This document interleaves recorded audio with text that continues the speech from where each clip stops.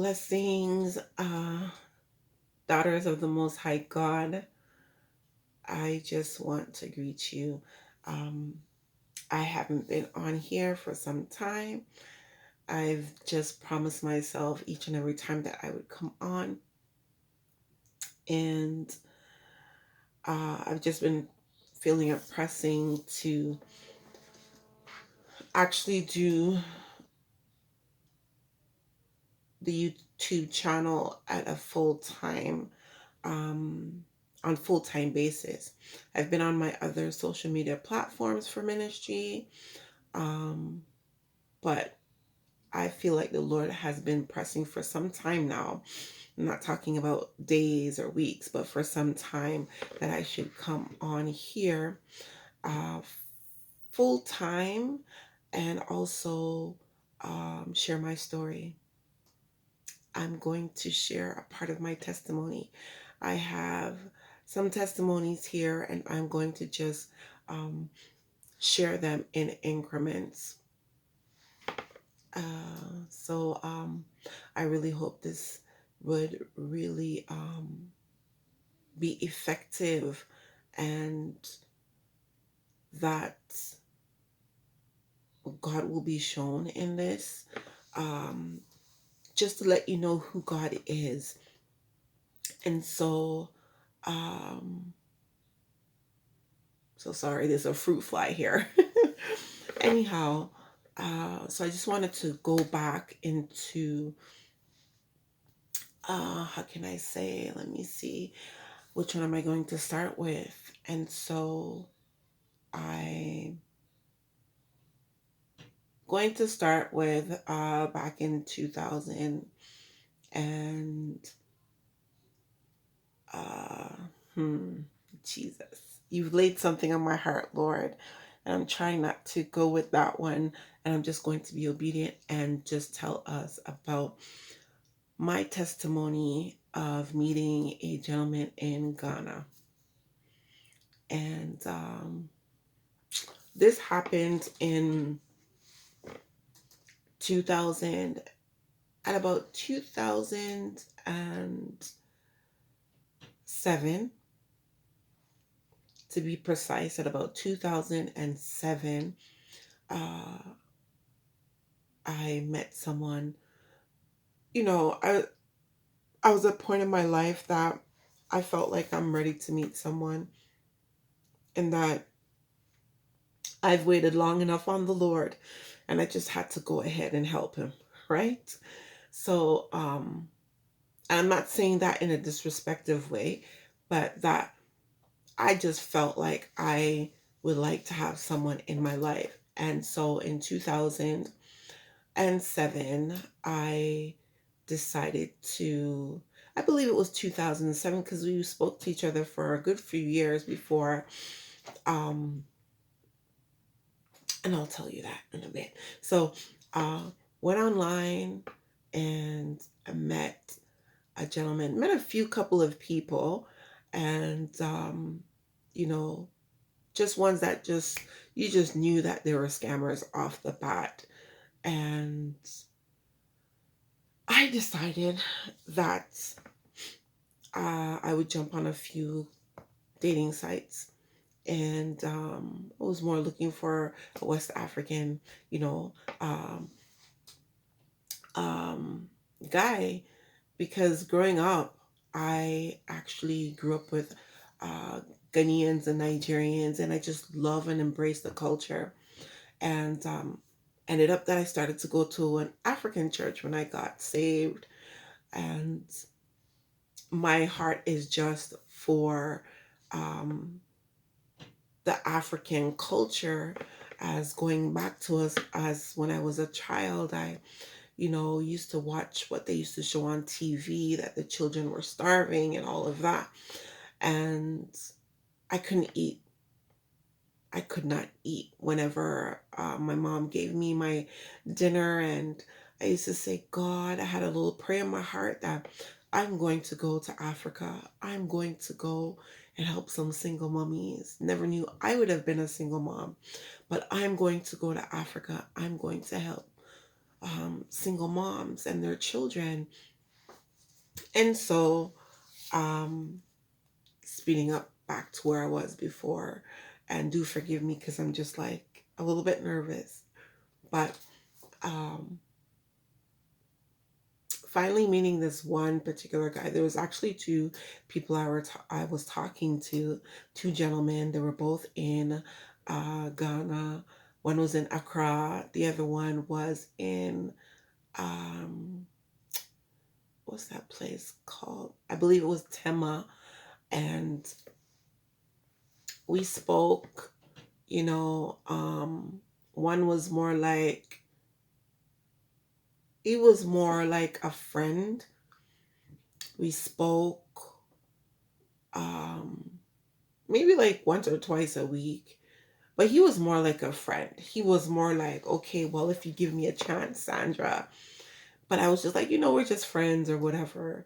And it was sort of like, okay, if she gives me an opportunity, then I'll just run and go with it.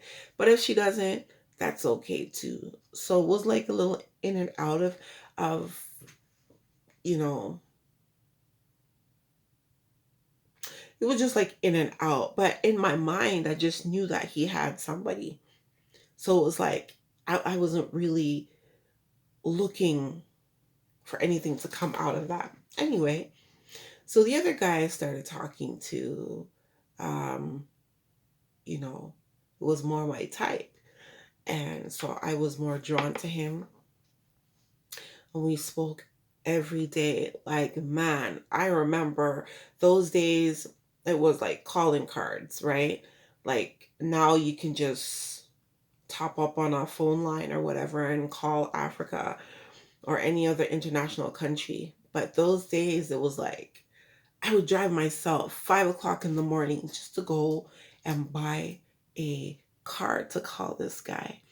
When the time ran out and I couldn't, if I didn't get paid and I didn't have money at that time, I would find some way, I would borrow money to buy a calling card to speak to this gentleman. And it was just to that point where I was believing that I was so in love with this person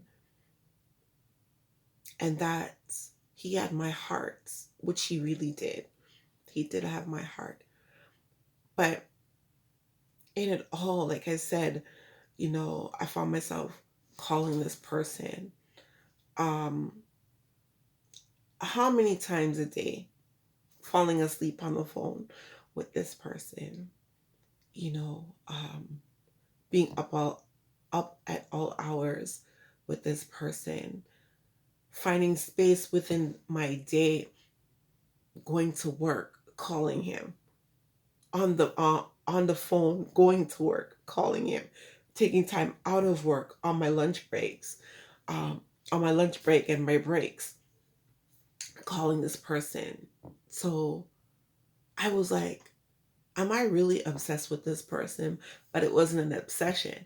It was just that he was giving me and feeding me what I thought I needed. I'm going to say it that way. What I thought I needed. Because I looked at time. Time was ticking, my age and all of that. And, he would encourage me and make me feel good, make me feel beautiful. How many of you know that African men, that's what they like to do? They like to just pump you up, right? And he made me feel beautiful. And I was like, so to the point that I found myself, I had met another lady online who was also planning to go to Ghana because she had met someone online. And so, in that way, I started to prepare a trip.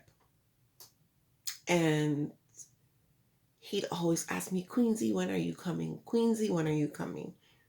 And I'll be like, I'm coming. I'm coming. That time I didn't know um, how it was going. I'm not one who likes to fly, but I love vacations and I love to travel, and I will push myself to go. That's the thing with me. I hate flying, but I will go. And so I decided to start planning this trip to go to West Africa, something that's been on my heart since a child, that I want to go. I would love to go to Africa one day. And so started looking up flights, started going online. A friend of mine that actually went to Ghana, she's in the US, and she's been in the same situation as I was at the time. And she actually met a gentleman from Nigeria in Ghana online. And he, it turned out that he ended up coming to the US and ended up leaving her. One day she came home, he wasn't there. And that's how that went. But you know what? Seeing that she met another person, another Nigerian in Ghana, it really encouraged me this time around, because up until today, they're still together. Up until today, they are still together. And that was back in, like, say, 2008, 2000, I believe it was 2000, around maybe the same time, 2007, that she met this new person. Um, or even before, I'm not quite sure on the year. But today it is 2023 and they are still together. And it's so funny because I'm saying to myself, I've encouraged her in that relationship. And I'm like, God, why is it that I can always see for people that this is going to last for them or this is not good for them? And I would encourage them as a friend to seek the Lord on this. But I can never see it for myself. I'm always seeing, yes, this is him. Yes, this is God. Yes, this. But like, not sometimes, but at the end of it all, it wasn't God. So I'm like, why am I seeing it for other people and I never see it for myself? So going forward with the story, started looking up for flights, and so she helped me with some apps. Well, not apps, but websites at the time where I can get cheap flights.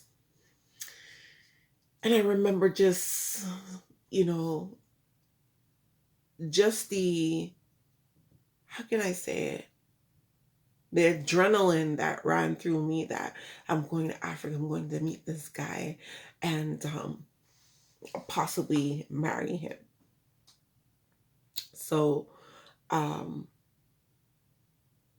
I found a flight and I went to Ghana for a month. I'm going to say a month and change because I ended up missing my flight to come back. But went to Ghana for a month. I went and stayed with this gentleman. He was living um, in a place called Medina in Accra. And um, flew from here, from Toronto. It took about 7 hours to Amsterdam. And my layover was only 45 minutes. So um, then thereafter ended up in Ghana 6 hours later.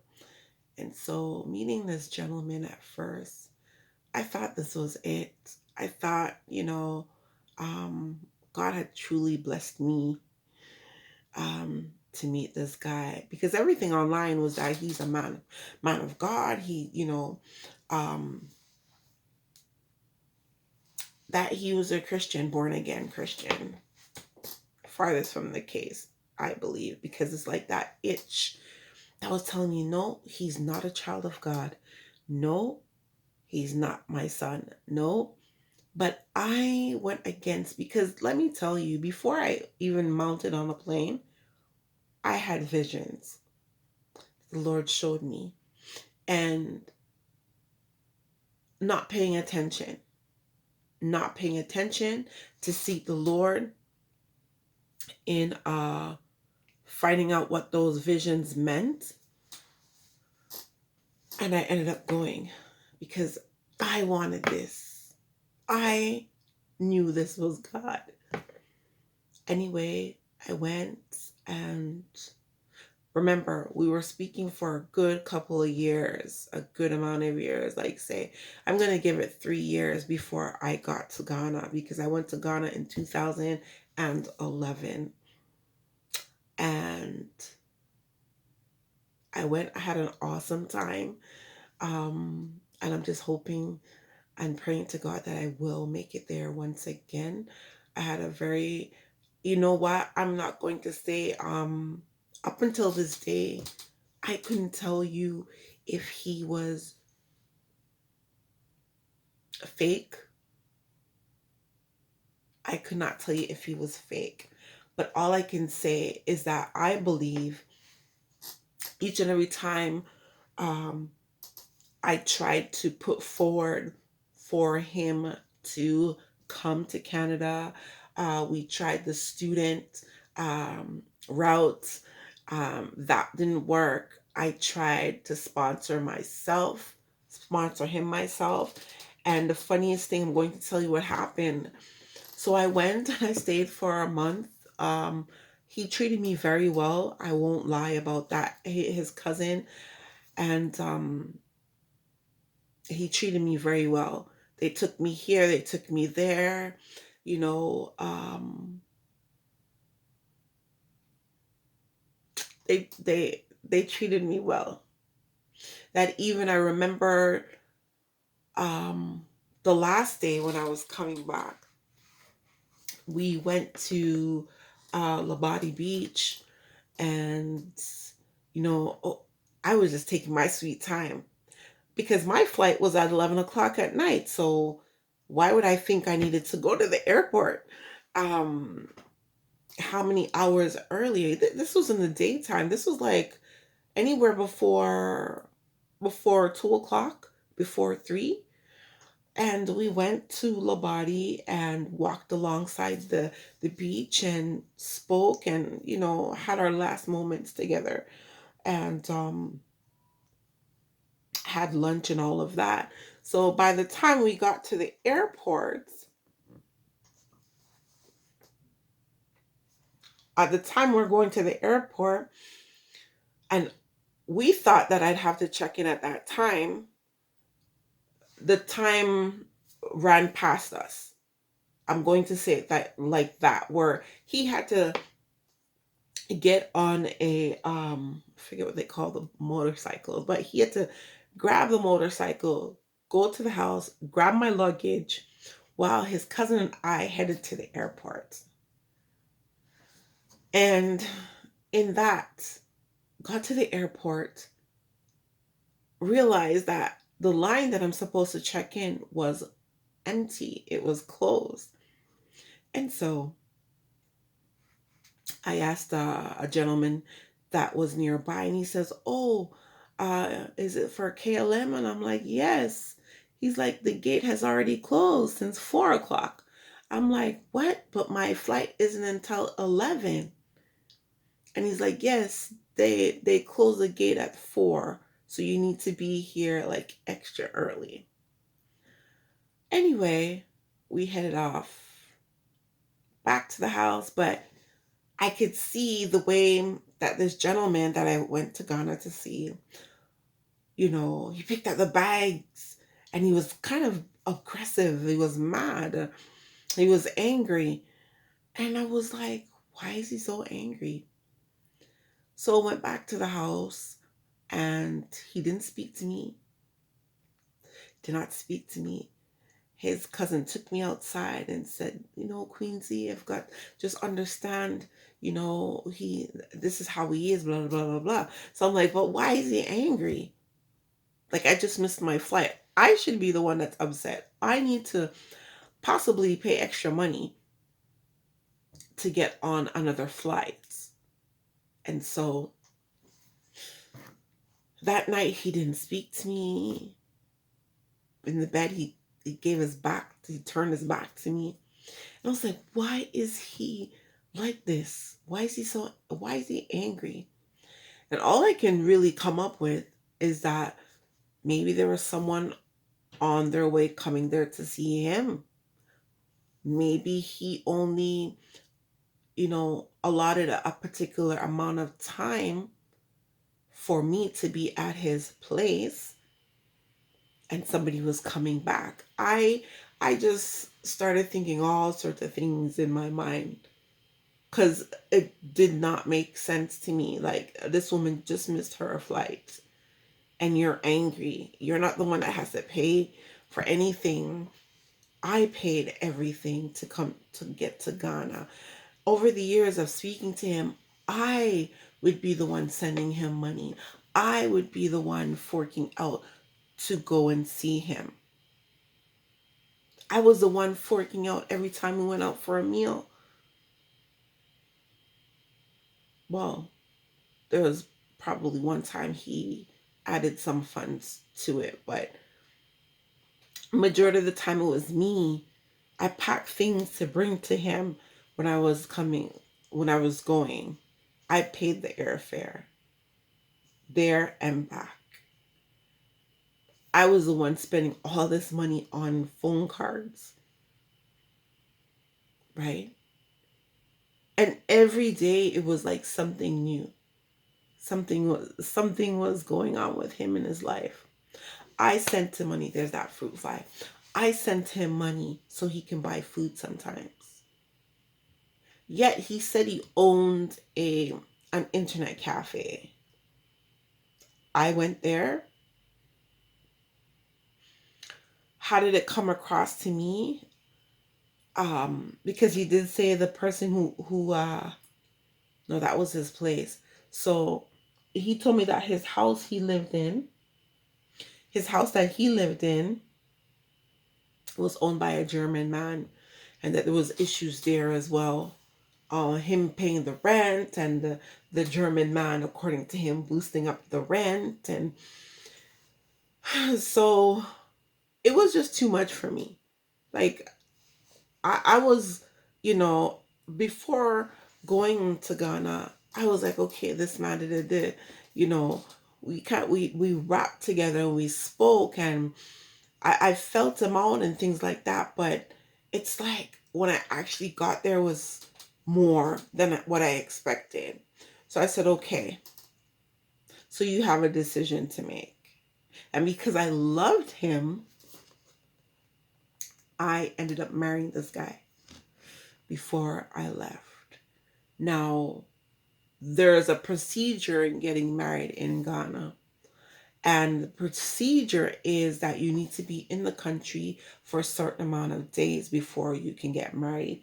Your name has to be put on a board for a certain amount of time, just to make sure that people do see your name and that you're getting married. And that if anyone who opposes that marriage, and when I say opposes that marriage, if there's anyone who's married to that person or know of someone married to that person, they can actually, you know, they can actually say something, and that marriage wouldn't go forth. So there's that whole procedure. But did we have to go through that? No. Because according to him, they paid someone. And I'm like, at the end of it all, I was like, you were really blinded, Sandra. You were really foolish, because if not because of the time that you had, you weren't able. Like, for me, I felt like I pushed it. And for him, he wasn't pushing. But because I was pushing, you know, and he was like, oh, when you come back, we can do it. Da, da, da. And this is me like, well, okay, when am I coming back, kind of thing. Right? So, so when I came back, my whole life turned upside down. I lost my place. I ended up in a shelter. I lost my car.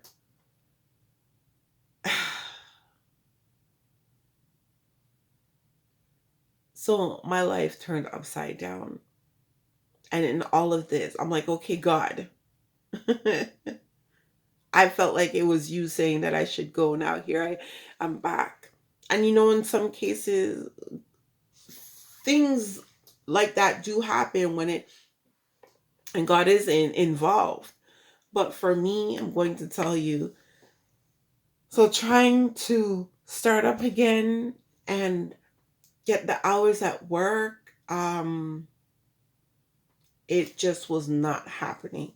And it was just not happening, not just for a week, a month, but a good couple of years. And it became a strain, because I keep hearing the stories, well, this and that. And when somebody tells you their story, if you have a heart for these people, if you if you even just love people on a whole and you want to help, this is going to rest on your heart and you're going to want to do something financially. And so I would send money. I wouldn't send a great deal of money, but I would send some money. And it just came to the point where I could not do it anymore. I loved him, but I'm not gonna say I felt he was a burden to me. And for me, I don't think that's, you know,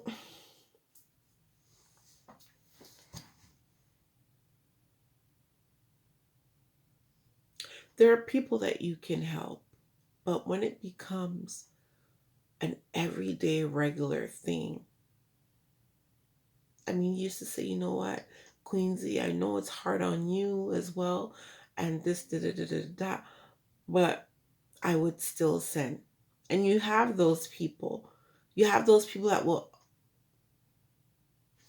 come out straight. They're straightforward and they'll be like, can you send me this? Can you send me that?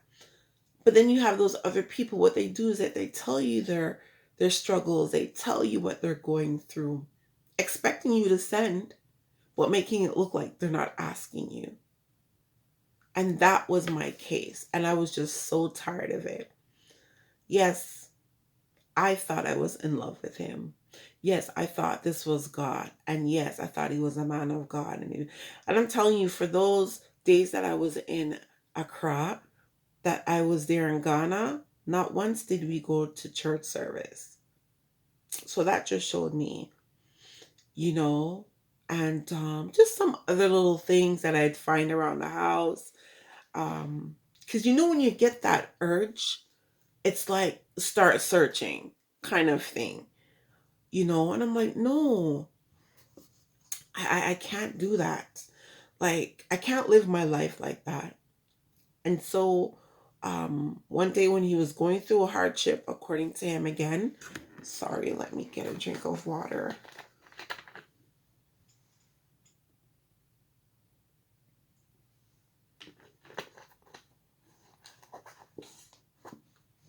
I actually told him, I can't do this anymore. It's best that you go your way and I go mine. And he was like, and he used to talk to my mom a lot in those days. And his first thing was like, did you tell him, did you tell the old lady that you abandoned me? And I said, I'm not abandoning you. This is just not working. This is just not working. And how is it for me here? Yes, I could have went back and visited him, but visited him where? Because that was another story, that he was no longer in the place that he was living. But he had started a little house, which I knew nothing about, and that he just needed a certain, like, I believe it was the rooftop or a certain part of that house. It wasn't a big house, he said, but there was some fixing, last minute fixings that needed to be done, which I knew nothing about. So, yeah. So at the end of it all, I just stopped contact with him. And did I feel bad? I did, but I wasted so many years because the last contact with him was in 2018. So we were speaking since, call it 2007. 2007, uh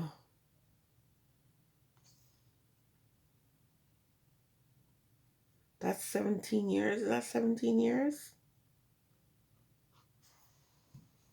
It's just a waste of it was a waste of my time. I'm going to say it like this: in the process of that, knowing that someone else liked me, right? Someone else liked me.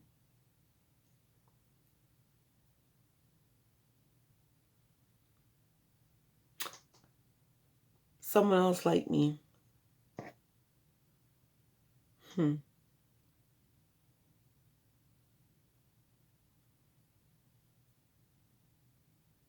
Someone else liked me. So from about 2007 till 18, that's about 11, over 11 years, right?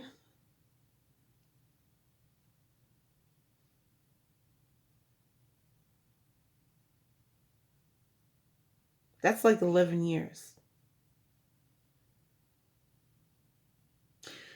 So